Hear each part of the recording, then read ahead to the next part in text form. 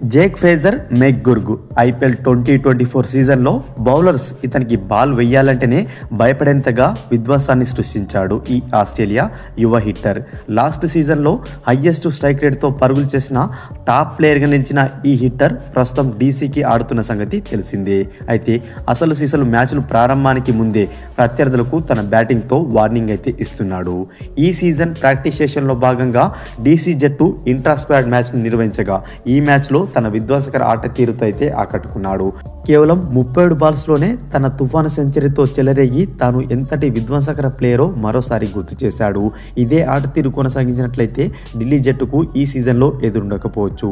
కాగా గత సీజన్లో తుఫాన్ ఇన్నింగ్స్ ఆడిన ఇతను కేవలం 9 మ్యాచ్ల్లోనే ఏకంగా 234 స్ట్రైక్ రేట్తో 330 పరుగులు చేసి డీసీ విజయాలలో కీలకమైన పాత్ర పోషించగా గత డిసెంబర్లో జరిగిన మెగా వేలంలో ఢిల్లీ క్యాపిటల్స్ ఇతనికి భారీ ధర చెల్లించి మరీ రిటైన్ చేసుకుంది. ఏకంగా 9 కోట్లు చెల్లించిన ఇతన్ని సొంతం చేసుకోగా ప్రస్తుతం డీసీ జట్లో విధ్వంసకర ఓపెనర్గా అయితే పేరు తెచ్చుకున్నాడు. ఇతని యొక్క తుఫాన్ ఇన్నింగ్స్లు జట్టు విజయాలలో కీలకం కాబోతున్నాయి.